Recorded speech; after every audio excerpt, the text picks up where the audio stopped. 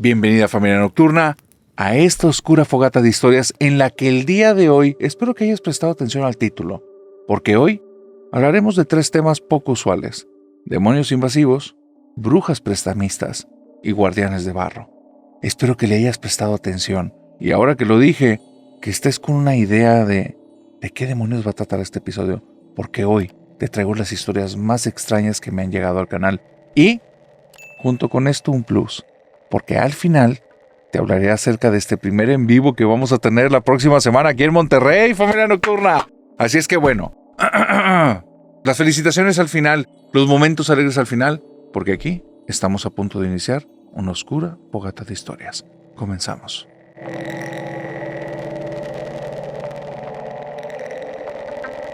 Esta historia tengo 3 episodios que te la quiero contar, pero por más que le daba vueltas no sabía ni siquiera cómo planteártela porque es una historia demasiado extraña, demasiado interesante, indigesta y demasiado muchas otras cosas. Ahorita te vas a dar cuenta por qué. Vamos a hablar primero de Joaquín. Joaquín es un miembro de la familia nocturna. Le encanta ser parte de la familia nocturna, se siente orgulloso y tiene una vivencia nada más que queda más bien como un secreto a voces, como rumores, como una leyenda familiar. Pero se atrevió a contarlo, y ha sido una de las historias más extravagantes, raras y complejas que me han llegado al canal. Resulta que Joaquín nunca ha vivido nada.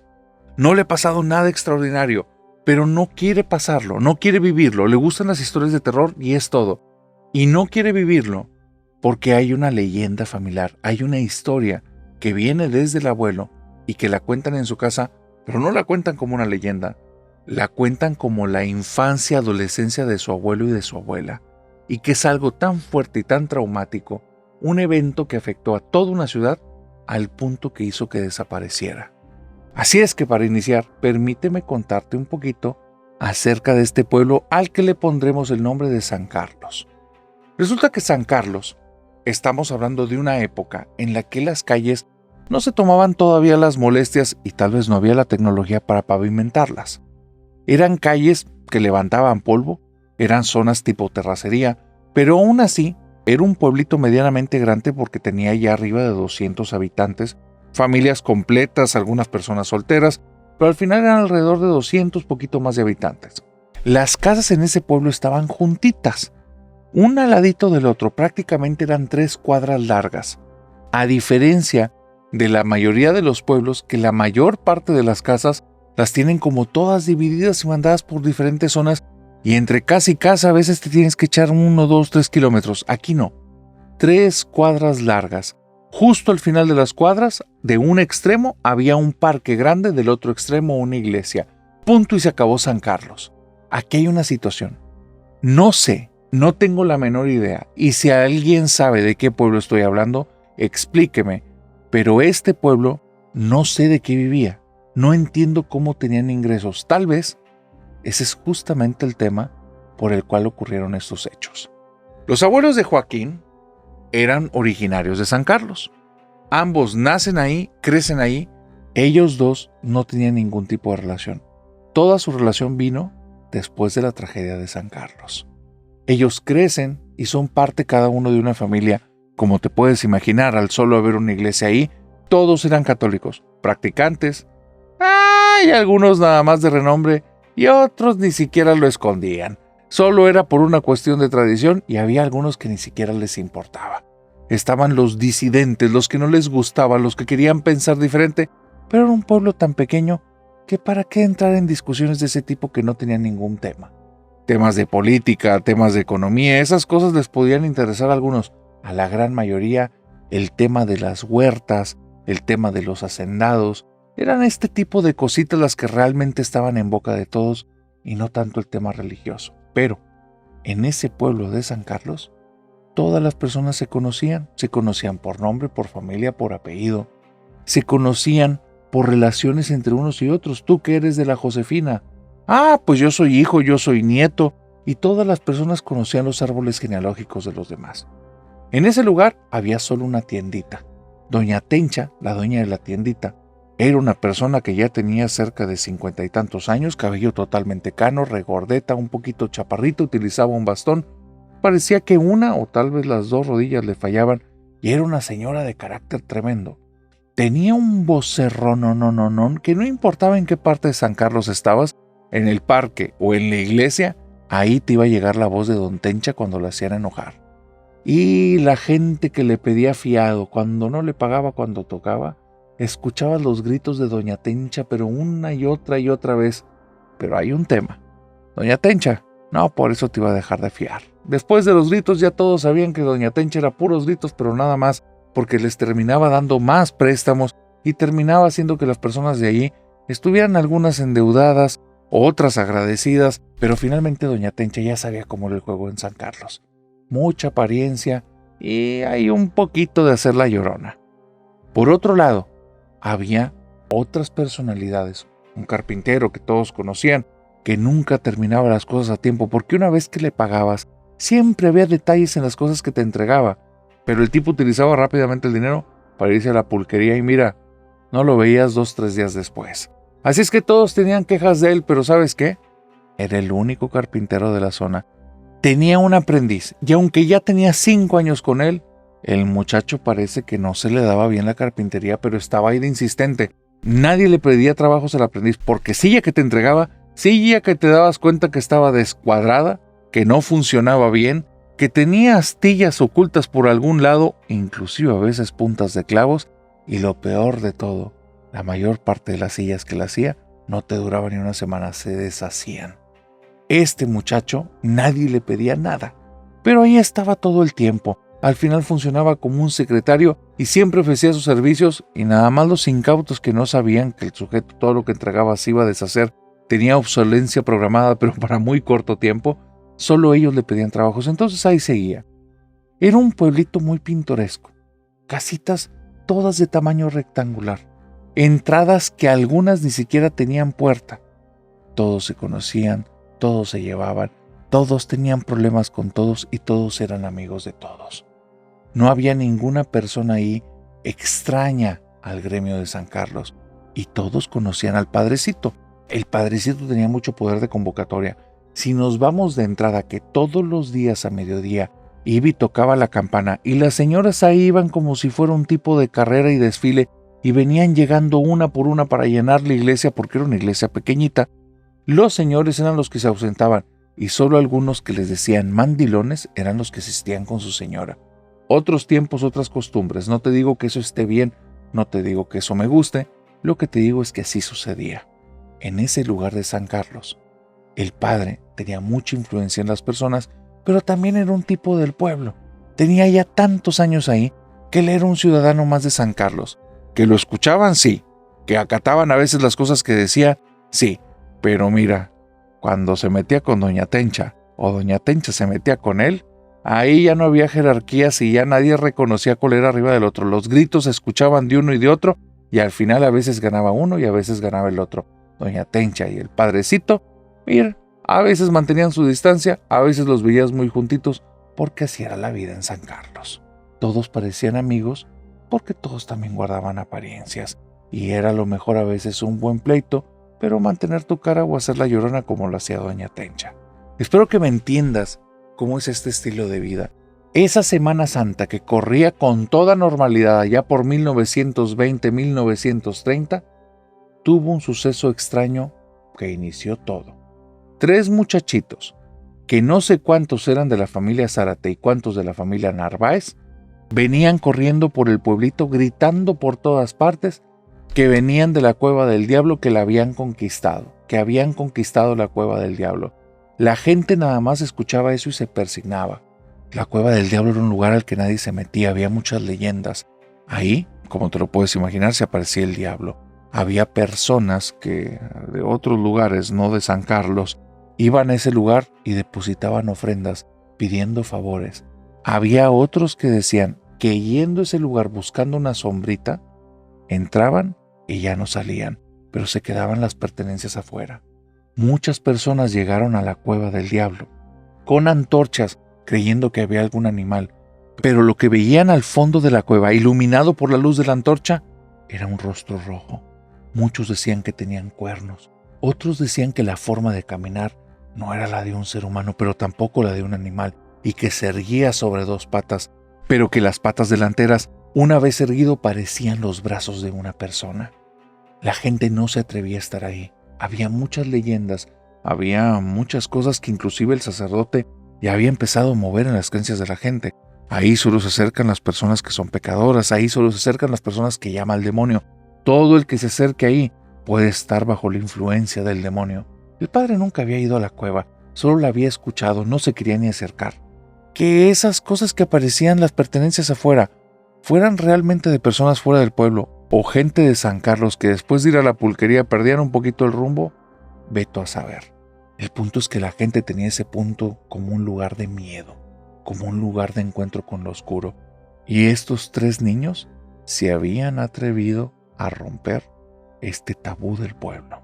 La gente les cerraba las puertas en las caras, como te digo, de las casas que tenían puerta. Los demás simplemente les sacaban la vuelta. Cuando llegaron a sus casas, dicen que mamá y papá en ambas familias estaban horrorizados, estaban llorando, estaban afectados y se fueron directamente con el sacerdote. El sacerdote empezó a tocar la campana, invitó a la gente a la iglesia, comenzaron a hacer una misa especial, empezó a bendecir y bueno, cosas de la época, porque también hay que decirse que este sacerdote conocía rezos, pero no era un exorcista, no era una persona que estaba tan inmiscuido en temas como de una fe o de una espiritualidad tan profunda, más bien era una persona muy pegada a cuestiones políticas, muy pegada a cuestiones de influencia, que sí tenía una fe, que sí era prácticamente su estandarte y su estilo de vida, pero digamos que tenía más ese corte y no tanto la parte espiritual. Después de esa misa, fue la última vez que San Carlos estuvo en paz. Avanzaron los días de la Semana Santa y se respiraba un aire extraño en el pueblo. Decían las personas que eso era causa del viento frío que venía, que era muy atípico. En esas fechas, un aire tan fuerte y tan gélido no era normal. Lo peor es que estaba ocurriendo un evento que nunca había pasado antes en este pueblito. El viento soplaba con tanta fuerza que sonaba como aullidos.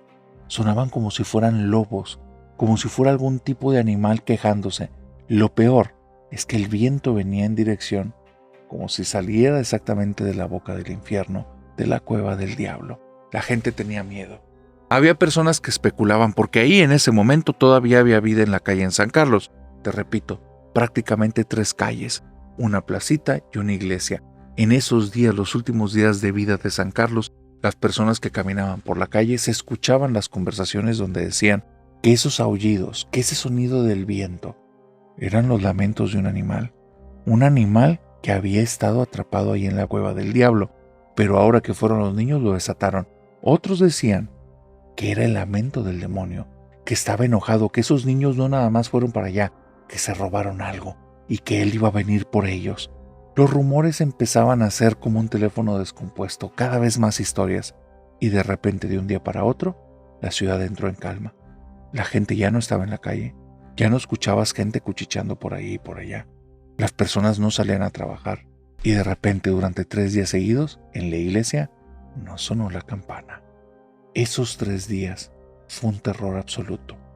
El 4.º día, el padre estaba tocando la campana, y ahora sí, hombres y mujeres de San Carlos, escúchalo bien, hombres y mujeres, a mediodía, todos juntos, sin dejar uno solo atrás, estaban dentro de la iglesia remodelados. Cuando entró el último, ni siquiera le preguntaron al padre. 2 familias se acercan a las puertas de la iglesia, que son puertas altas, y entre ellos las cerraron y pegaron un par de bancas para que no se fueran a abrir. Te cuento todo esto porque eso es totalmente atípico. Eso no ocurría en ese lugar. Después de cerrar la puerta, todos se fueron a sentar juntitos entre las bancas. Ahí veías familias, veías solteros, veías señoras ya mayores, personas viudas. Todos estaban juntitos, lo más cerquita del altar. El padre estaba en el púlpito y comenzó diciendo de una forma muy solemne pero muy tajante: «Hijos, hijas, el pueblo está siendo sediado por el demonio. Si hubieras estado ahí te hubieras quedado frío, porque todos, como si estuvieran de acuerdo al mismo tiempo, movieron la cabeza de arriba para abajo. A ninguno le quedaba duda. El padre comenzó diciendo: por favor, necesito preguntar y necesito que todos escuchen las cosas que me dijeron esta semana en confesión. Por favor, díganlas aquí. Por favor, ustedes saben a qué me refiero. Digan lo que está pasando en este pueblo. Y entonces señala, ¿quién quiere ser el primero?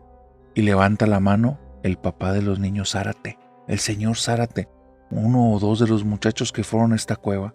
Y dice, juro por Dios que en la casa se están escuchando voces. Desde que llegaron los muchachos, algo raro estaba pasando. Y se escuchan voces en la casa. Hay como señoras hablando, como mujeres que están hablando en una habitación y cuando entro ya no están. Y después se cambian a otra y pareciera que se fueran moviendo por las ventanas. Así es que ya me salí de la casa, las empecé a buscar desde fuera y ahí no hay nada, pero se escuchan y mi casa se siente mal. Todos los niños del señor Zárate y su esposa movían la cabeza de arriba para abajo. Doña Dorotea entonces levantó la mano y la señora Dorotea dice, no, a ustedes les fue bien, a mí se me está pareciendo un niño. Este niño tiene los ojos negros, tiene la mirada del diablo. Ya se me apareció y yo le dije, tú no eres mi nieto, tú vete de aquí. Y se empezó a reír a carcajadas y se fue. Cuando fui y me metí a la letrina, el niño ahora estaba dentro de la casa. No, Diosito nos libre, y se empezó a persignar la señora una y otra vez. Diosito nos libre, padre, por favor haga algo. Y entonces brinca otra familia, la familia Narváez, la familia de los otros niños. Y dice, por favor, padre, dígales usted lo que nosotros vimos porque no nos caben las palabras. Y el padre empieza a decir, los Narváez vieron bolas de fuego que venían desde la cueva, bolas que se levantaron en el cielo y se acercaban aquí al pueblo. San Marcos está siendo asediado por el demonio. Y entonces doña Tencha dice, ustedes se quejan de eso. Toda la comida se me pudrió, todo se me echó a perder. Ahí está, padre, de eso deberían de quejarse. ¿Ahora qué vamos a comer? Ahora los que me deben, ¿con qué me van a pagar? Si ya no se van a acercar a la tienda, todo está lleno de hongos, de moho, todo está echado a perder. ¿Qué hicieron? Y la señora Tencha fue la única que, como le sobraban siempre argumentos y también le sobraban pantalones y también un poquito de decoro y educación, volteó luego con los Narváez y con los Zárate y lo señaló. Sus niños fueron los que provocaron esto. Y todos los demás empezaron a mover la cabeza de arriba para abajo y empezaron a decir, sí, por allá se escuchaba uno, ¿verdad de Dios que sí? ¿Verdad de Dios que sí? Y de repente es aquí donde entran los abuelos de Joaquín. El abuelo de Joaquín, que para ese entonces tenía entre 13 y 15 años, ya trabajaba en el campo. El tipo estaba altísimo, medía 1,80 y superaba todas las alturas de toda la gente de ahí. Tipo muy fuerte, sumamente musculoso. Y él, con sombrero así entre las dos manos pegado al pecho, dijo, padre, excúseme usted, pero yo tengo que decir que me estuvieron persiguiendo en el campo y estando aquí todos les quiero preguntar quién fue. Y ve que todas las personas lo están volteando a ver con una cara de incredulidad y vuelve a voltear y dice, ¿quién fue el que me estuvo persiguiendo en el campo? Y el padre le dice, muchacho, escucha que estamos siendo asediados por el diablo. Dice, era una persona que no tiene cabello, pero se movía muy rápido. Y es donde el padre le hizo caer en razón. ¿Quién de los ancianos de aquí, de los que no tenemos pelo, se puede mover a la velocidad que tú viste? El abuelo de Joaquín abre los ojos, se pone pálido y le dice, Dios santísimo, me estaba persiguiendo el demonio. Y ahí fue donde el sacerdote nada más le movió la cabeza de arriba abajo y todos los demás que estaban en la iglesia, como se repitió varias veces más en la tarde, arriba abajo diciendo que sí.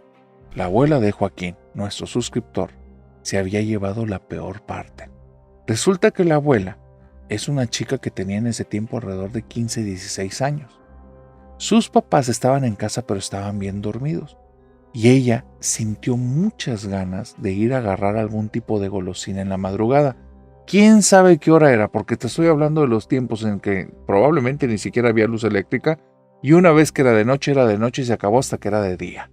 Así es que ella, estando en la cama, dormitó, se levanta con hambre, prende una vela, va caminando con su vela y es cuando nota algo muy raro en el momento en el que está en la sala de estar de su casa.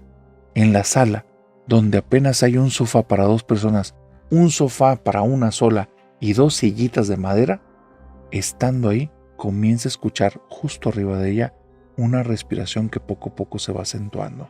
Poco a poco está siendo más profunda, pero más sonora y más marcada. Esa respiración no suena nada agradable. Lo peor de todo, suena arriba de ella, pero dentro de la habitación en la que está. Se aleja unos pasos acercándose al umbral de la cocina, y justo cuando está dentro del umbral, o más bien el marco de la puerta le queda justo sobre la cabeza, voltea con la vela. No puede hacerlo rápido porque se le va a apagar, así es que voltea lentamente y al poner los ojos arriba, ve el rostro de una mujer con unos ojos negros que le está viendo desde el techo y nota que los brazos de esta mujer tienen las manos volteadas hacia arriba, que es lo que le está sujetando ahí, y los pies están las plantas de los pies pegadas al techo. La mujer le muestra unos dientes blancos, pero también se ven las puntas como afiladas, como unos colmillos ligeramente largos. Olvídate de un vampiro, olvídate de esas cosas. Lo que ella vio era algo que quería ser un ser humano, algo que quería darle una tranquilidad por un segundo, solo para que cuando se diera cuenta que nadie tiene los ojos así y nadie tiene ese tipo de dientes, supiera que estaba viendo un demonio. La mujer, para poder hacerle frente a esto porque era demasiado, apagó la vela, se hincó en el piso, se empezó a persignar y se puso a rezar. Oraciones que había aprendido desde niña, rosarios completos, y lo único que se acordaba que reveló frente a la gente es que de repente la luz del sol entró porque ella llevaba quién sabe cuántas horas ahí. Las rodillas le quedaron todas amoratadas. Levantarse del piso fue todo un suceso muy doloroso, pero ahí, en ese lugar, ya no había ni marcas en el techo y esa cosa en algún momento se fue sin hacer ningún ruido. Había personas que hablaban de dos cosas muy raras. Unas hablaban de un perro grande, negro, de ojos rojos que los asediaba. El perro los empezaba a seguir, se sentaba sobre los cuartos traseros y si intentaban salir comenzaba a gruñir. Otros hablaban de un jinete que estaba montado sobre un caballo negro y que tenía la ropa negra. Sus manos también se veían de color negro. El tema es que eso no parecía piel. Parecía más como si una sombra lo cubriera en todo el cuerpo. No era una piel oscura quemada por el sol.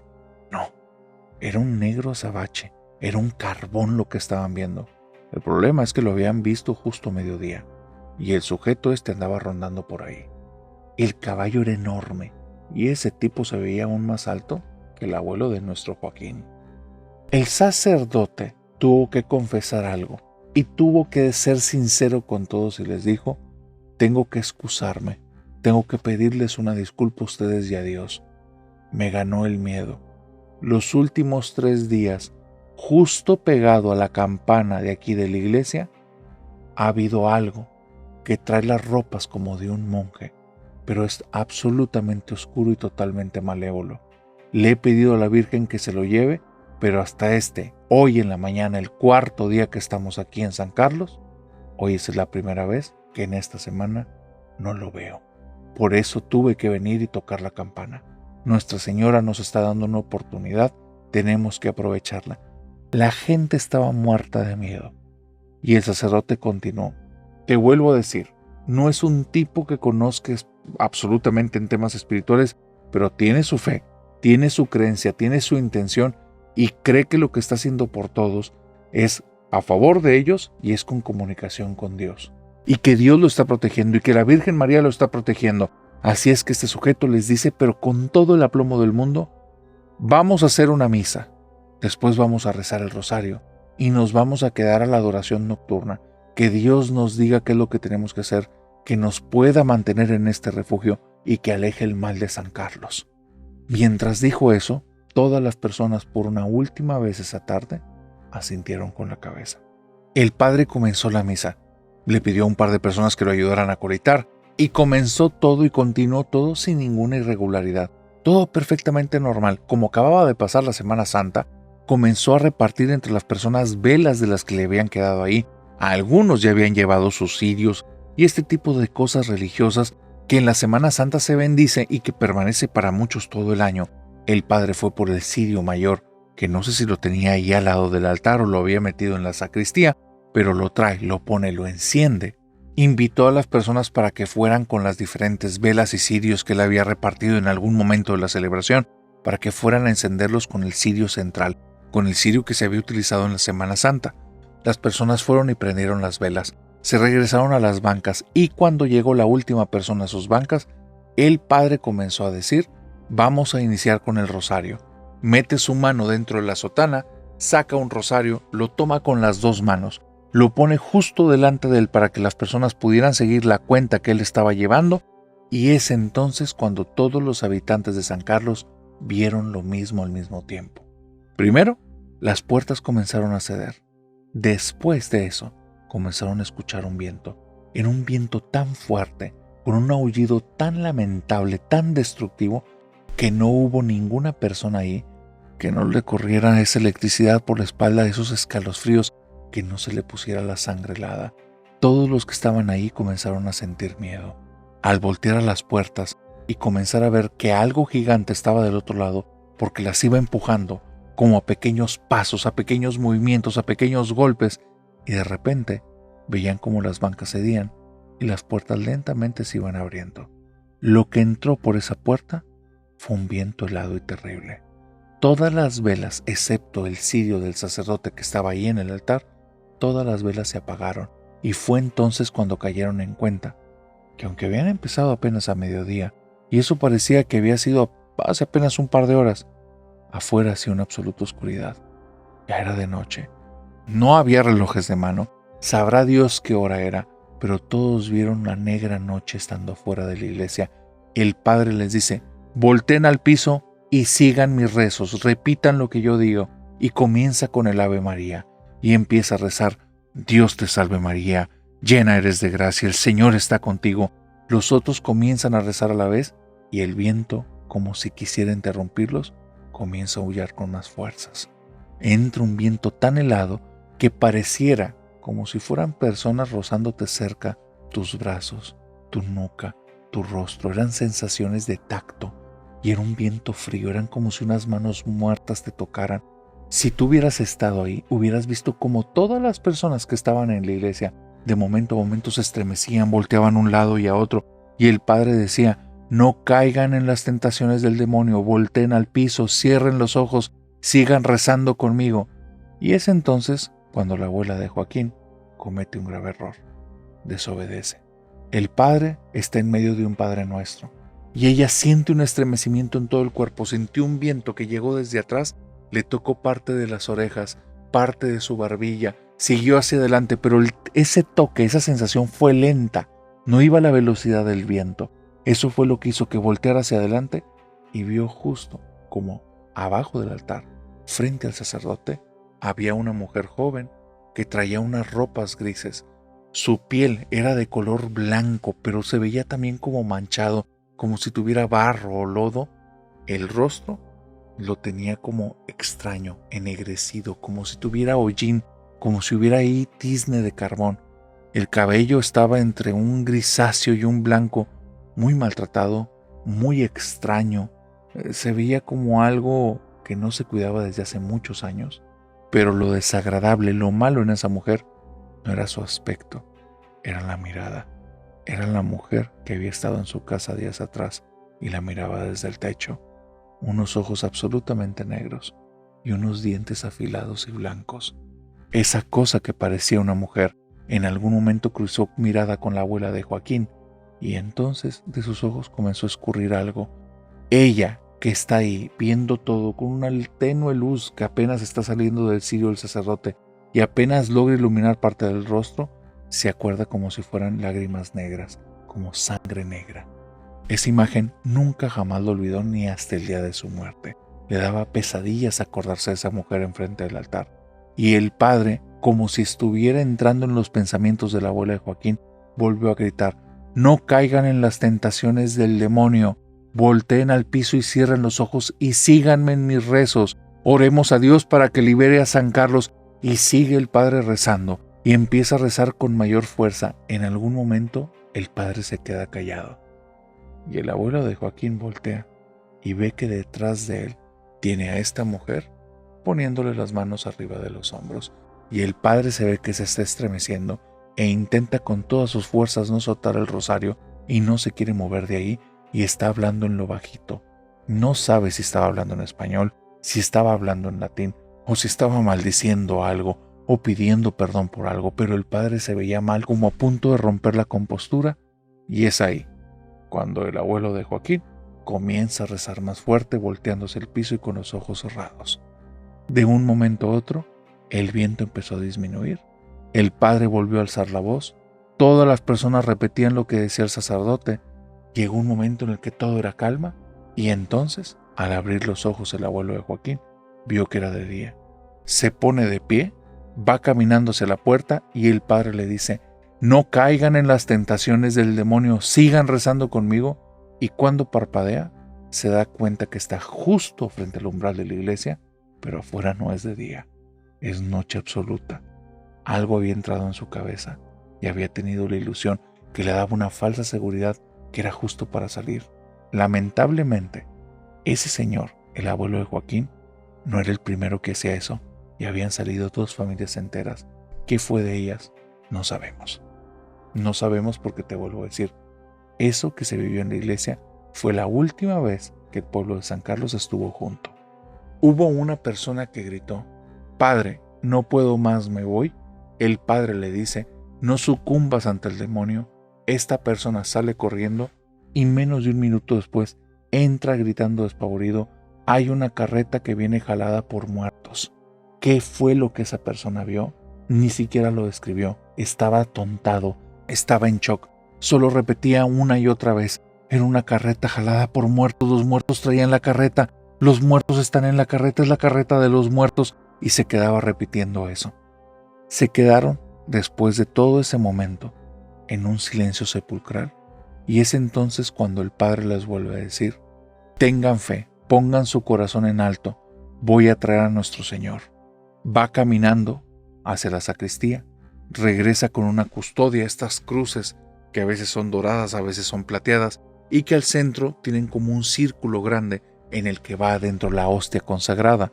Cuando pone esta custodia ahí, algo ocurrió en la iglesia. Comenzaron a sonar unos pequeños siseos, unos... Primero uno, después otro. Todos los siseos venían del piso. Parecía como si los siseos vinieran desde la puerta y poco a poco se acercaran a las personas. El padre repitió: «No caigan en eso, esas son tentaciones del demonio», y empezó a rezar más fuerte y más fuerte y más fuerte, aún cuando sintió que algo se le enrolló en la pierna. ¿Y por qué sabemos que lo sintió? Porque gritó, y cuando el abuelo de Joaquín volteó a verlo, estaba dando patadas para un lado y para otro, y es ahí donde el abuelo de Joaquín ve el piso. El piso está lleno de serpientes de cascabel. No te estoy hablando 1, 2, 3, estoy hablando de cientos. Todo el piso estaba cubierto de serpientes de cascabel. El padre vuelve a rezar, se hinca enfrente de la custodia y empieza a pedir a Dios su protección, y de un momento a otro los siseos fueron disminuyendo, desaparecieron, sin escuchar el movimiento del reptar de estas serpientes, y la iglesia otra vez estaba en calma, estaba en paz, no había nada. De ahí hasta que amaneció, las personas estaban viviendo una y otra vez diferentes tipos de fenómenos, murmullos. Había personas que escuchaban su propio nombre, que alguien se los decía en el oído. Lo peor es que eran de familiares que ya no estaban. Doña Tencha en algún momento tuvo algún colapso y nada más escuchó que empezó a gritar: «¡Hazte a la fregada! ¡Hazte a la fregada!», y cayó de sentón en un asiento, y después nadie le escuchó gritar. Nadie tenía ni la fuerza ni el valor para voltear a ver qué le pasaba, ni la iban a poder apoyar. Si alguien le ganaba a Doña Tencha o al padre, los demás no tenían posibilidad en ese lugar. Cuando llegó el amanecer, nadie se dirigió la palabra, todos se fueron directo a sus casas, y no sé cómo se manejaba en el lugar, si por telégrafo o por alguna otra manera, pero ese día y los siguientes 2, carreta tras carreta vino a San Carlos a sacar a todas las personas, y nadie nunca volvió. Los abuelos de Joaquín se conocieron en la carreta que los sacó de la ciudad. Todas las personas se fueron apenas con lo indispensable. Ellos 2, al irse en esta carreta, terminaron viviendo como vecinos una temporada. Los papás de ambos comenzaban a platicar acerca de lo que vivieron en San Carlos, pero no hablaban detalles. Son de una época en la que hablar de estas cosas de manera tan abierta no es lo habitual. Lo que sí se acuerda mucho, o lo que sí se acordaba, en paz descanse, el abuelo de Joaquín, es que una vez escuchó decirle a su padre que fue ahí. Ya había pasado más de un año, que no quedaba ni un alma de personas en el lugar, pero que ese lugar seguía habitado por los diablos.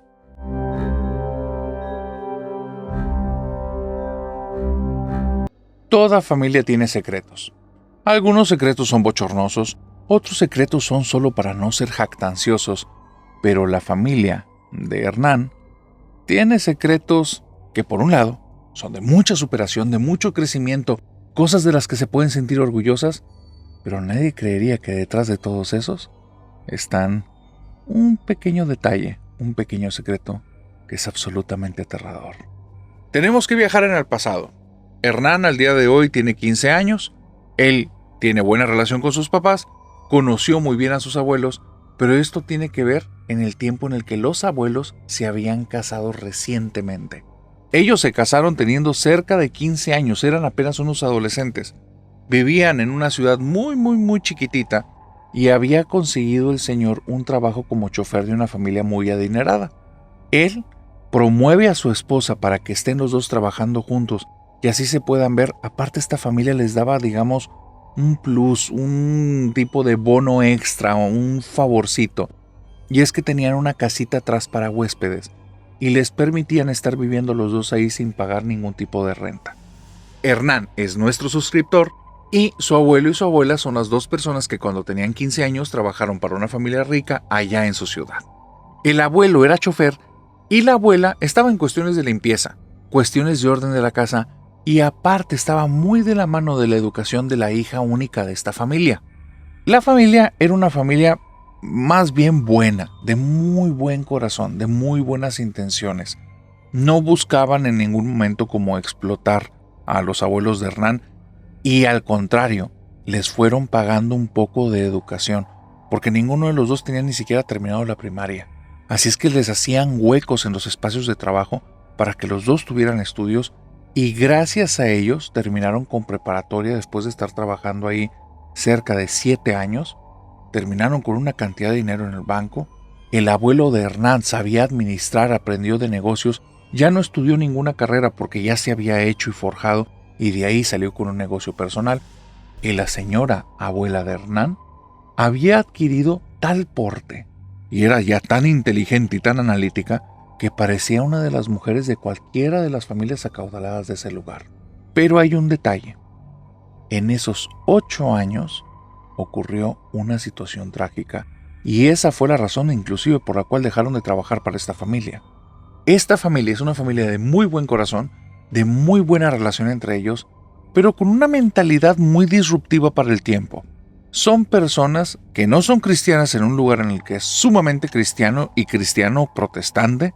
Ellos no son cristianos, abiertamente creen en otras cosas y son mucho más de un tema, digamos, relacionado al paganismo, relacionado a la brujería, relacionado a una conexión con lo trascendental, pero por medio de ritos, por medio de hechizos. No te quiero decir que son brujos, porque no se promueven como eso. Inclusive el negocio de la familia es una carpintería, es una mueblería. Ellos hacen unos muebles de madera que son de un gusto exquisito y de un costo altísimo. Solo muy pocos los pueden adquirir y es tan buena la mueblería que se lo compran a nivel nacional esos muebles. Lo que te estoy diciendo es que ellos propiamente no son brujos ni no son brujas porque no se dedican a eso, pero sí creen en todas estas artes mágicas y creen en esa apertura de espiritualidad. Que se entienda, no los estoy juzgando, los estoy describiendo. La situación que viene es que como creen también en una educación muy libre, en una educación que es una combinación de tus experiencias en la vida y la escuela no es tan necesaria, la hija la habían sacado de estudiar de las escuelas y le estaban dando educación en casa, pero también era autodidacta. Así es que ella tomaba los libros, tomaba sus tiliches, iba a la cocina, se iba a las salas, iba al jardín, al cuarto de estudio, donde le gustara estar, y se ponía a estudiar y a hacer sus tareas. Su mamá le hacía un repaso en el día, en ocasiones la abuela de Hernán también le hacía algún repaso de estas cosas. Por eso la señora abuela de Hernán fue aprendiendo tanto, porque iba llevando casi educación conjunta con esta chica. Y esta chica era buenísima. Pero la señora abuela de Hernán se dio cuenta de algo. Esta chica tenía un lugar en especial en el que se iba a estudiar sola y lo cerraba con llave. Era el único y era el ático de la casa.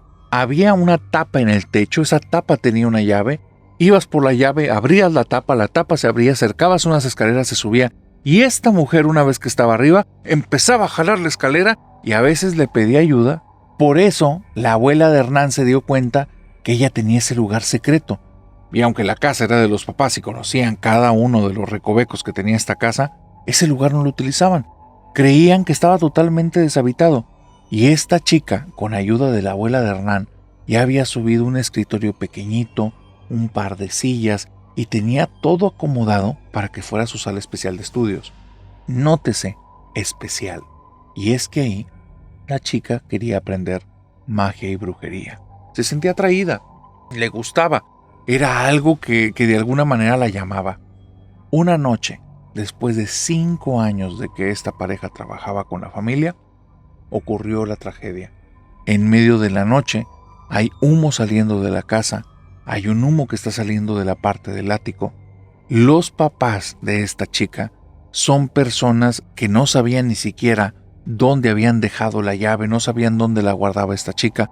Muy probablemente la traía con ella, tal vez existía una copia. El problema era que se dieron cuenta del incendio que venía desde allá muy tarde. La chica estaba pegada a la puerta en la parte de arriba, tocando continuamente, pidiendo que la rescataran. Cuando los papás salieron, porque la casa ya se estaba incendiando por completo, estas personas, los abuelos de Hernán, son los que logran hablar a los bomberos. Los bomberos llegan cerca de media hora después, detienen el incendio, pero la chica no se salvó. La encontraron lamentablemente muy lastimada, pero ya para ese momento ya estaba sin vida, porque el cuerpo se había lastimado por las llamas, pero ella se había intoxicado con los vapores. El dictamen final fue que ella tenía algún tipo de vela o artefacto con algún tipo de combustible, se quedó dormida y ardió una pared en llamas que ella no pudo contener, no pudo detener, y eso fue lo que desató todo el incendio. Fue una situación muy fuerte. Los papás de esta chica se empiezan a aislar, cada vez más tristes, cada vez salen menos, primero de la casa, después de la sala de estar y finalmente de su habitación. Casi no salían, era difícil sacarlos de la cama. Ya el abuelo y la abuela de Hernán no les gustaba este ambiente porque sentían que si llegaba a pasar algo los iban a culpar a ellos. Tú entiendes a qué me refiero si tomaban una mala decisión, porque estaban muy deprimidos y no dejaban de hablar que querían ya estar con su hija. Los abuelos comienzan a platicar dentro de la casa que qué deben de hacer. Deben de irse del lugar, deben de darle las gracias a ellos, buscar un reemplazo, y los siguientes 3 años son tortuosos, no por esa decisión, sino por lo que ocurría ahí en las tardes.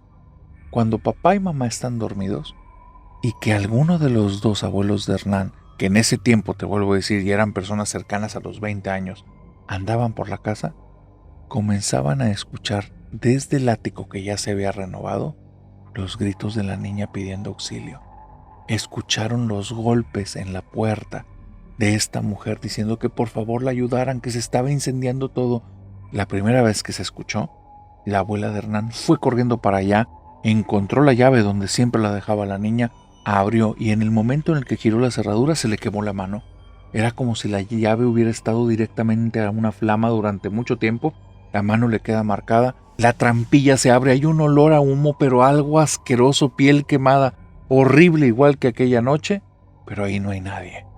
Cuando el abuelo de Hernán fue en una ocasión a llevar un tipo de correo, unas cartas que le habían solicitado, en el momento en el que se las deja a papá y a mamá, cierra la puerta y en ese momento escucha los gritos de esta niña. Va corriendo a la trampilla porque él está siguiendo nada más los gritos que está escuchando en el lugar, y cuando ve esa trampilla en el techo se queda asustado. La trampilla tiene marcadas unas líneas en las que con mucha imaginación puedes ver un rostro. Hay un rostro ahí. Lo peor es que esas marcas que tiene son como de quemado. Es como si la madera se hubiera quemado y el fuego dejó esas marcas. Se queda asustado, deja de escuchar eso. El problema es que esto pasa a veces día con día, a veces semana con semana, a veces mes tras mes. No tiene un momento exacto, no tiene una hora exacta, simplemente ocurre. Y va dejando sus vestigios, porque el rostro en la trampilla cada vez es más detallado. Y estamos hablando que ese rostro poco a poco se va pareciendo más a la chica que murió en el incendio. Ocurren diferentes cosas en el lugar. En ocasiones, quieren hacer oraciones por la niña, ponen velas en el piso. El problema es que cuando las encienden, las velas se apagan y después el humo se empieza a levantar, se mete por la trampilla y empiezan a escuchar los gritos de la niña que está sufriendo bajo las llamas y está gritando una y otra vez: me quemo, por favor, ayúdenme, me quemo, ayúdenme. La familia termina deshecha cada vez que quieren hacer algo para ayudarla. El abuelo y la abuela, llega un momento en el que ya el rostro que está ahí es insoportable. Están viendo como si hubieran dibujado un cuadro de esta chica. Así es que hablan con los dueños de la casa y le piden que por favor que se deshagan de eso. Quitan la puertilla, ponen una nueva, esa puertilla la destruyen, se deshacen de esa y a la semana comienzan otra vez los gritos y se empieza a marcar otro rostro con llamas.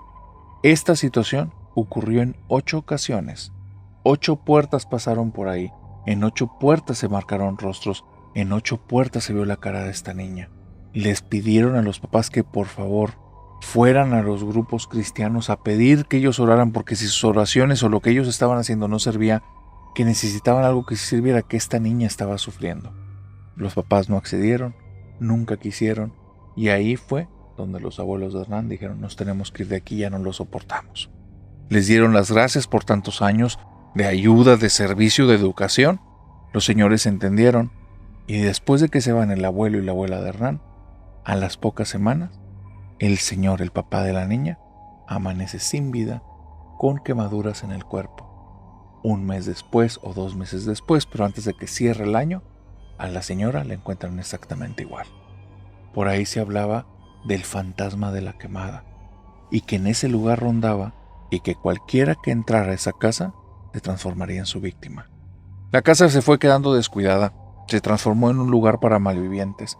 El problema es que todos le tenían miedo, porque si pasabas ahí en la noche escuchabas 2 gritos. Un grito que siempre se repetía, el de una mujer joven, y un grito desconocido, probablemente la nueva víctima de la quemada.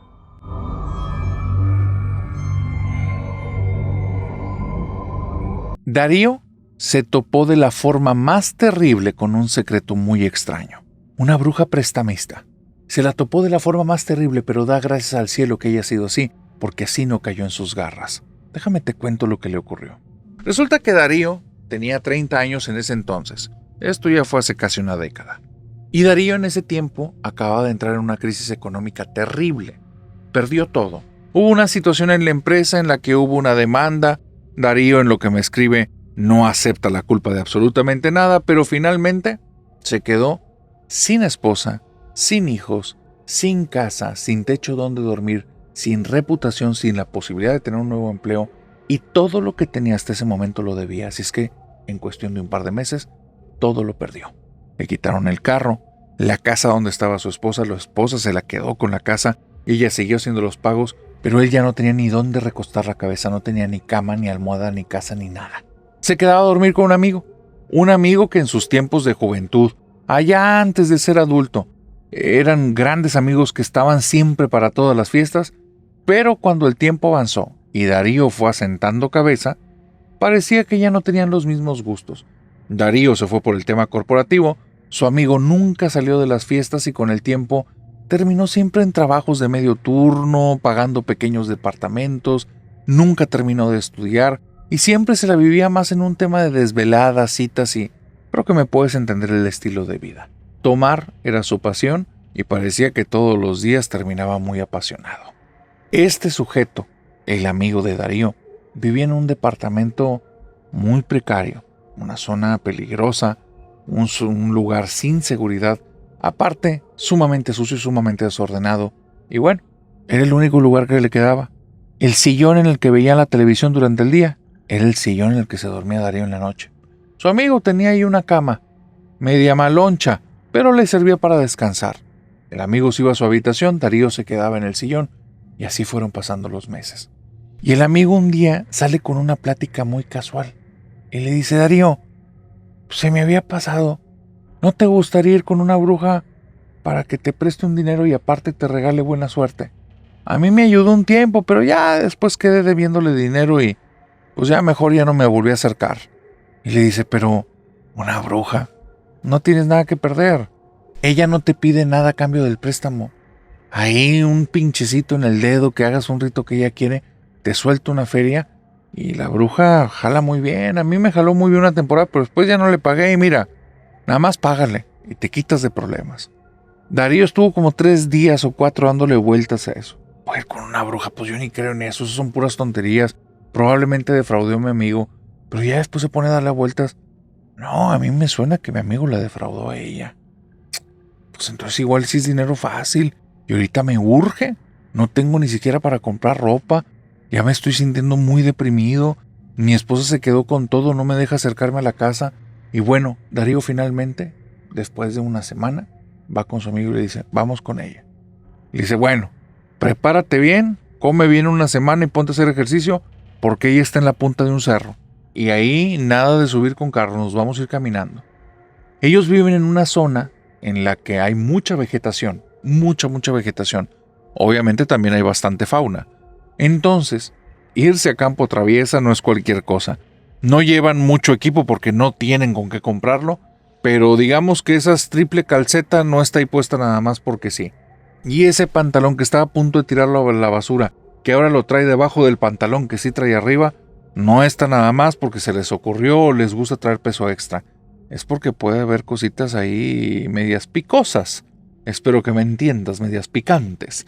Entonces, van en este camino, van a buscar a esta mujer, se meten por medio de un cerro que está todo lleno de árboles, y de repente en algún punto, Darío ve como se viene arrastrando una serpiente y se para justo enfrente de ellos. Darío se asusta mucho. Al final, como viven en una zona en la que hay fauna y hay árboles, tampoco es como que le sea tan desconocido. Así es que se acerca por una rama, va por un par de piedras y dice, déjame la muevo a un lado para seguir o vamos a sacarle la vuelta. Y el amigo le dice, no hombre, déjala, no pasa nada. Voltea para un lado, comienza a caminar para ese lado como si la víbora no importara para nada. Darío le sigue el juego, cree que él ya ha venido más veces que Darío, que es su primera vez estando ahí. Así es que le sigue el juego, pero ya va armado con piedras y con el palo. Siguen caminando y de repente Darío ve como por ambos flancos se acercan 2 serpientes, una verde y una como de un color azulito muy fea. Aparte, Darío ni siquiera sabía que podían haber serpientes de color azul, y la serpiente está ahí y las 2 se quedan justo enfrente de ellos. Y a Darío se le hace raro y dice, oye, tal vez estamos cerca de muchos nidos de serpientes, nos están advirtiendo que nos vayamos. Y entonces el amigo le dice, no hombre, mira, ven. Y le saca la vuelta a las serpientes y sigue caminando.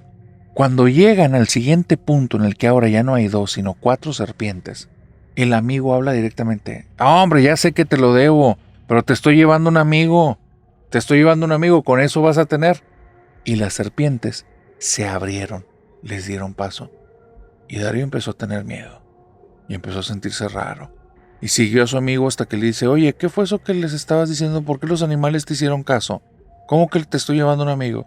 Y el amigo voltea y le dice, pues es que no te digo que le debo dinero. Desde hace tiempo me está mandando sus crías.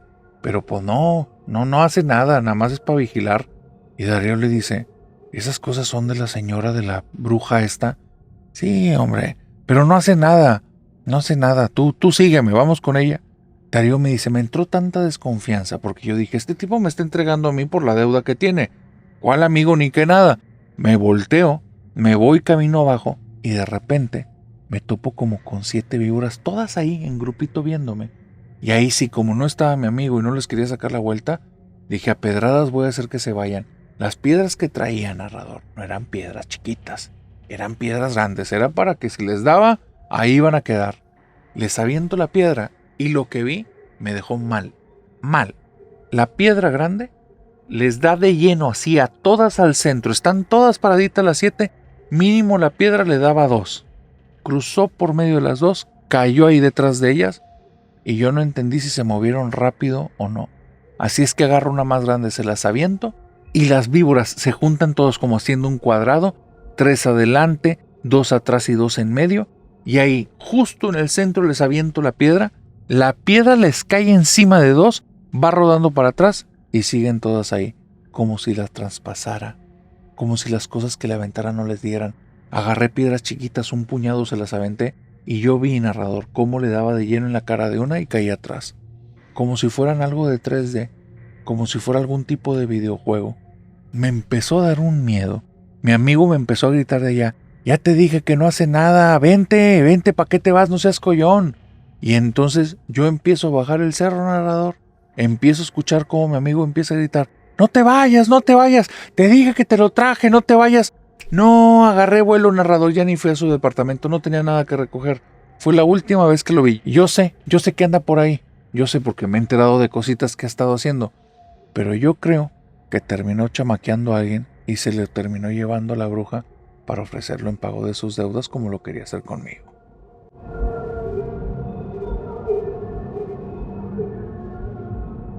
Itzel me cuenta que esto que me está diciendo no le consta, no lo ha vivido, pero todo surge a raíz de hacer una pregunta.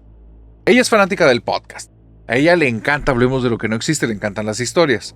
Así es que escucha muchas veces las cosas que de repente su narrador recomienda. Y una de esas es: pregúntale a la familia si tiene alguna historia por ahí. Y resulta que su papá le cuenta una de las historias más raras que me han dicho aquí. Itzel me dice: narrador, fui con mi papá, le dije que si tenía una historia.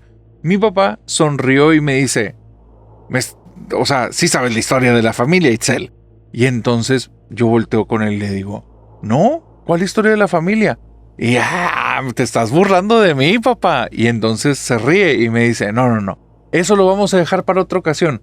Vamos a contarte la historia de la familia, pero primero ven. Me invita a que lo siga, se va al patio y llegamos a una parte en la que de toda la vida yo lo he visto. Tenemos como una piedra grandota que está llena como de tierra y con zacate. Pero esa piedra no es una piedra como lisa, tiene como ondas arriba. Y me dice: ¿sí sabes qué es esto? Y entonces yo le digo: pues una deformidad en el terreno y yo no sé por qué no la has quitado. Y suelta una carcajada a mi papá: no, Itzel, en serio, ¿sabes qué es esto? No, pues en serio, yo creo que es una deformidad en el terreno y no sé por qué nunca la has quitado. Por eso nunca podíamos jugar aquí atrás, porque nos podíamos topar con eso. No podían jugar aquí atrás porque los podían hacer enojar. Son nuestros 3 guardianes. Y nada más me le quedo viendo con una cara de: ay, ya petateó mi papá, se volvió loquito. Y entonces le digo: ay, viejito, te va a tocar muy joven irte al asilo. Y suelta una carcajada y me dice: qué malvada, ven para acá. Y sin narrador, a mis 18 años, veo por primera vez, aun cuando en 18 años esa cosa había estado ahí, que del otro lado no son 3 piedras o una cosa ahí abultada rara, son 3 perros hechos como de algún tipo de barro porque están de color café. Un perro muy trompudo con la trompa así alargada y 2 perros más chaparritos con trompas chiquitas. Y entonces le digo: nunca había visto eso. Me dice: se te están revelando los guardianes. Y le digo: ay, papá, ya no juegues. Y mi papá me dice: te estoy hablando en serio. Lo que te voy a contar es en serio, no es broma. Vamos a hacer esto.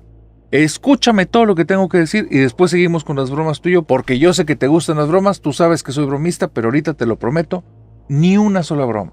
Y ella dice: nada más por andar prometiendo, se me hace que me vas a jugar una broma. Te lo juro, es más, ¿por qué quieres que te jure? Y a partir de aquí hacen un montón de juramentos ridículos y tontos y también por cosas importantes, pero al final me dice Itzel: sí terminé convencida, sí me dijo cosas muy fuertes que no te quiero decir aquí, pero mi papá no son cosas que dice. Entonces le dije: ok, ya cálmate, viejito. A ver, cuéntame qué es eso. Y me comentó esta historia, narrador, que está de locos. Me dice que cuando él era niño, su tío abuelo trabajaba en el campo, que era un señor que digamos que se había dado a veces mucho la bebida, entonces iba a cuidar ahí un par de huertos, pero que prácticamente estaba al favor de la gente que le diera un poquito de limosna. El sueldo que le daban era mínimo, vivía en un tejabancito, y el señor se lo comió el alcohol. Dice mi papá que un día llega su tío abuelo, no estaba borracho, estaba muy impactado y como con muchas ganas de hablar, muy eufórico. Llega a la casa del papá de mi papá, de mi abuelito, y entonces trae 2 alforjas en la mano. Es una cinta que las conecta y trae estas alforjas, que son estos sacos que utilizan los caballos para cargar cosas. Y él dice que están bien pesadas y las deja caer en el piso, la abre y saca unas piedras grandes que son como de un color dorado opaco. Y dice: son de oro, son de oro. Y el abuelo dice: ay, Dios santo, ¿qué hiciste ahora? Y le dice, no hombre hermano, nos hice ricos, nos hice ricos. ¿De dónde sacaste esto? ¿De dónde sacaste esto? ¿Qué estabas tomando? ¿Cómo se te ocurre robar estas cosas? No me robé nada, no me robé nada, me lo dio un guardián. Y ya dice, no, pues tu abuelo te puedes imaginar, tú lo conociste, es bien sarcástico y bien impaciente, casi lo corre en ese instante. Pero yo estaba ahí, me acerco a las piedras y nunca había visto algo así. Estaban increíbles. Ese color dorado, esa forma, aparte tenían algo, una sensación. Al final yo era un niño, pero escucho la conversación y se me quedó grabada. Mi tío abuelo comienza a decir que él venía caminando del campo, que venía bien cansado, que estaba pensando que qué iba a hacer de su vida porque de plano las cosas no funcionaban. Mientras iba caminando por ahí, vio adelante que venían unas nubes oscuras, oscuras, oscuras hacia donde él estaban, pero que no era todo el cielo oscuro, nada más eran como que un grupo de nubes. Dijo, para la mala suerte que me cargo me va a llover a mí.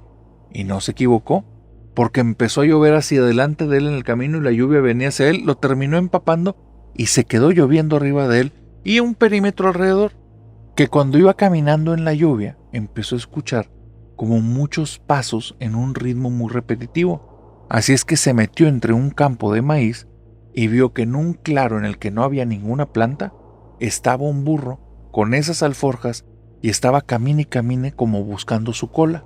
Y se le quedó viendo y le dijo, ay burro, ya te volvió loco la lluvia, ¿o qué te pasa? Y entonces el burro que estaba ahí se paró y se le quedó viendo, rebuznó y se le pone de un lado como mostrándole la alforja. Y dice mi tío abuelo que le dijo, no, hazte para allá, esto no es mío. Y que escuchó una voz que dijo, si quieres lo puedes tomar. No era el burro hablando, fue una voz, si quieres lo puedes tomar.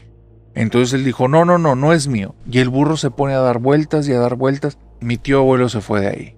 El día siguiente le pasa lo mismo, exactamente igual. Y el tercer día fue el día que yo lo vi.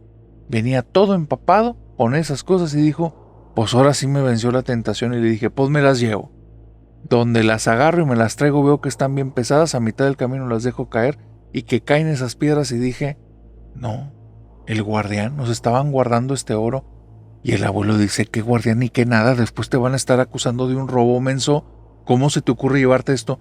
Y el tío abuelo, su hermano, le dice, ¿y quién era esa voz? Pues te la imaginaste, hermano, y le hace el signo con la mano de que pues estuviste tomando mucho, tú alucinas ya cosas, y le dice que estoy sobrio desde hace varios días, ¿entiende? Desde que vi ese burro no tomo nada, absolutamente nada. Estas cosas no las tenían para nosotros. Y narrador, pues resulta que el tío abuelo va y las lleva, no sé de qué manera lo transformó en moneda, pero era un dineral.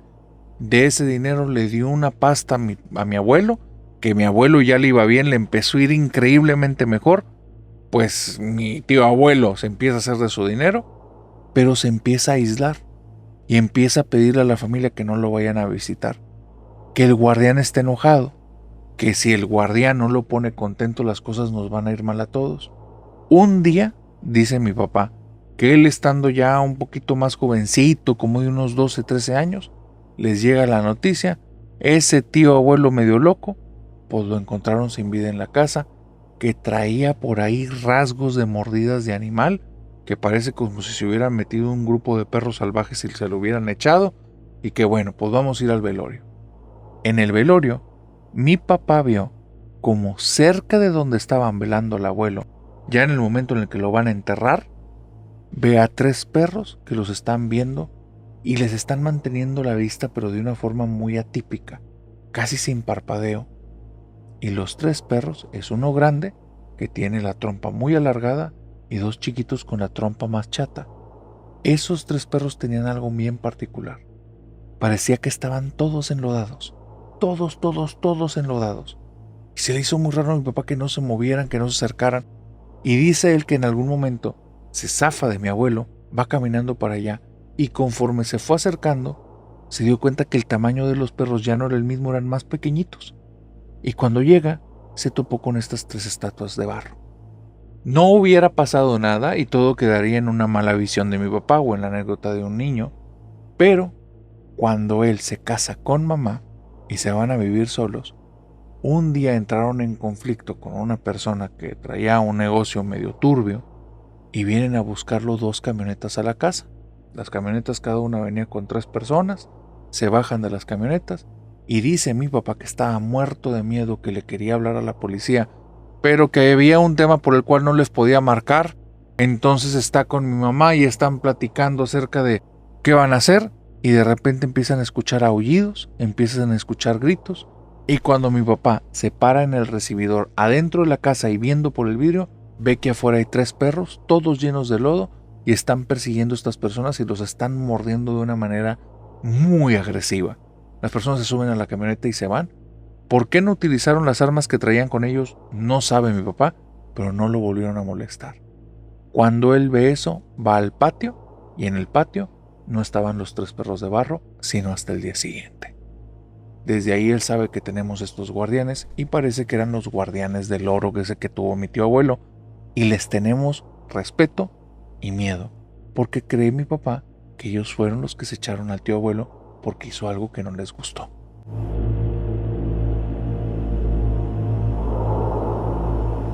Y con esta historia, querida familia nocturna, hemos llegado al final de esta oscura y extraña fogata de historias. Pero antes de terminar, un par de cosas. Lo primero para los nuevos. Si es tu primera vez en este canal, espérate. Antes de irte, te quiero preguntar algo. ¿Quieres ser parte de la familia nocturna, la familia más chida y oscura de internet, la comunidad de Hablemos de lo que no existe? Si es así, para entrar es bien sencillo. Lo primero, ¿sobreviviste a la fogata? Lo que significa que pudiste ver todo el video sin pausarlo, sin detenerlo, sin tenerlo que ver en fracciones. Si la respuesta es sí, entonces suscríbete, dale a la campanita o si estás en Spotify, síguenos y danos las 5 estrellas, porque vamos por este 2026. Y si hiciste todo esto, entonces déjame en los comentarios, narrador, sobreviví de una, para darte la bienvenida a esta familia nocturna. Y aprovecho para invocar a la familia nocturna y decirles, familia nocturna, vean los comentarios para que todos esos nuevos que terminaron y forman parte de esta familia tengan una calurosa bienvenida. Pónganle aquí en los comentarios bienvenidos, algún buen deseo o recomiéndenle algún episodio. Una vez dicho esto, familia nocturna, para todos aquellos que estaban esperando el tema de las fogatas en vivo, ahí les va. Fogatas en vivo, vamos a abrir varias fechas, también vamos a tener una fecha nueva en Monterrey. Claro que va a haber una fecha en Ciudad de México y en varias ciudades que me han dicho. Y muy probablemente esta semana que viene es cuando les vamos a estar diciendo ya las fechas y los lugares. Yo espero que ya esté todo amarrado para que ya puedan comprar boleto y espero que sí logres tenerlo, porque aquí se fueron muy rápido y muchas personas se quedaron con las ganas. Fue el lugar más grande que conseguimos en el momento. Ya estamos pensando en algo todavía más grande para la siguiente reunión. Algún lugar en el que podamos congregar a toda esta querida familia. Pero, querida familia nocturna, para la gente de Monterrey, el próximo sábado de sombras les voy a dar como que instrucciones de cosas del lugar. Así es que por favor no te lo pierdas. Lo que hoy te quiero decir es que el espectáculo comienza a las 8:30 en punto. Para que cuando lleguen ahí, lleguen con un poquito de tiempo. Vamos a tener merch para el fantasmita, para la fantasmita, para el que se quiera llevar un recuerdito. Vamos a tener varias mercancía. Así es que para que llegues con un poquito de tiempo, porque a las 8:30 en punto comenzamos. También recuerden que el lugar no tiene estacionamiento propio, pero hay un montón de lugares donde estacionarte alrededor. Lleguen con un poquito de tiempo para que la familia nocturna podamos tener esta reunión y podamos platicar en el en vivo y vivas una fogata ahí, a todo color. Ahora sí, una vez dicho esto, nos vemos en el sábado de sombra para darles instrucciones un poquito más detalladas. Las fechas, se lo repito, próxima semana esperemos que ya las tengamos para podérselas mostrar. Y mientras tanto, en lo que llegan aquí al sábado de sombras, les deseo que tengan dulces pesadillas.